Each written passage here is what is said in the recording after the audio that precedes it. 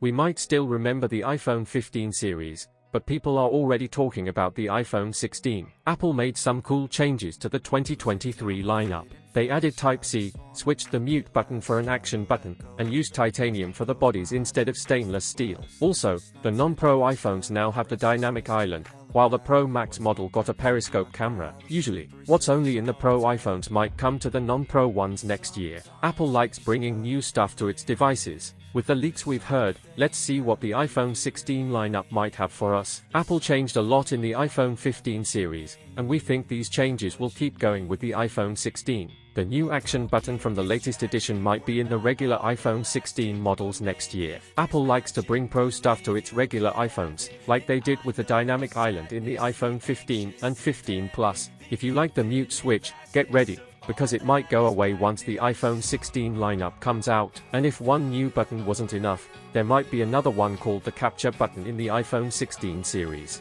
It could be on the right side of the phone and used for recording videos. Reports say this new button will be sensitive to pressure and touch, so you can focus with a light press and take pictures or start recording with a harder press. Also, you might be able to swipe left or right on the button to zoom in or out. In total, the upcoming iPhone 16 series might have 5 buttons: the power button, 2 volume buttons, the action button, and the new capture button.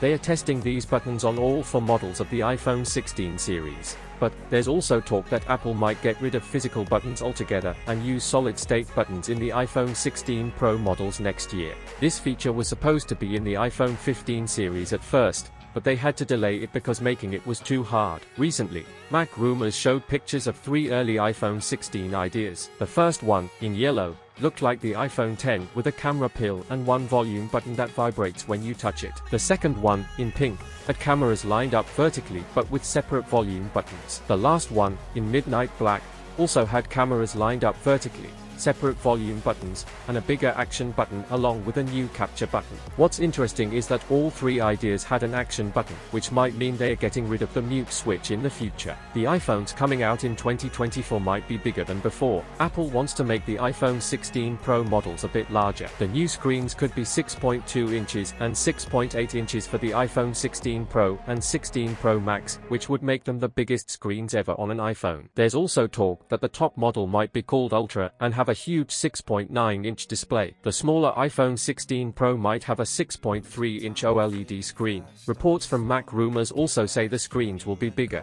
and the iPhone 16 Pro and 16 Pro Max might have a capacitive capture button. It looks like the overheating problems with the iPhone 15 Pro are making Apple rethink things for the iPhone 16. They are working on a thermal system based on graphene to help the phone stay cooler. For the regular iPhone 16 and iPhone 16 Plus, they might keep the same screen sizes. A display expert named Ross Young thinks that only the regular iPhones in 2025 will have screens that refresh quickly. So, the cheaper iPhones next year might still have screens that refresh at 60 Hz. Another possible change is that the dynamic island might get smaller. In January 2023, the L reported that the iPhone 16 Pro models might have Face ID hidden under the display. There's a lot of talk about the cameras on the iPhone 16. Apple introduced a new tetraprism zoom lens on the iPhone 15 Pro Max this year. It's supposed to work like a 120mm full-frame camera lens. According to Apple analyst Ming-Chi Kuo, the tetraprism telephoto cameras won't just be on the top iPhone model next year. Both the iPhone 16 Pro and iPhone 16 Pro Max are expected to have them. Digital Chat Station suggests that the iPhone 16 Pro might have a 5x zoom camera, not just the Pro Max model. It might also have a 48-megapixel primary camera sensor. In addition, the iPhone 16 Pro Max might have a periscope ultra telephoto camera. It could be better than competitors like the Pixel 7 Pro and Galaxy S23 Ultra in how far it can zoom. Analyst Jeff Pugh thinks Apple will put a 48-megapixel ultra-wide shooter in both the iPhone 16 Pro and Pro Maximum. Ming-Chi Kuo explains more, saying the rear ultra-wide camera on the iPhone 16 Pro and Pro Max could have a 48-megapixel sensor that's half an inch big with 0.7 micrometer pixel size and 6p lens assembly. This would make the output 12 megapixels with 1.4 micrometer effective pixel size through pixel binning. This possible upgrade would make the resolution much better than the current 12 megapixel ultra-wide sensor in existing iPhone models. The iPhone 16 series is full of mysteries when it comes to specs, but one thing we can be sure of is the yearly processor upgrade. Rumors say the iPhone 16 and 16 Plus might have the 17 Pro chip, while the iPhone 16 Pro lineup could get a new 18 series chip from Apple. However, analyst Jeff Pu thinks differently. He says all 4 new iPhone 16 series phones will have the 18 series chips made by TSMC using a second-generation 3nm process. There might still be a difference between the processors in the regular and Pro models of the iPhone 16 series. According to Pu, the iPhone 16 and 16 Plus will have the 18 chip, while the iPhone 16 Pro and 16 Pro Max will come with the 18 Pro chip.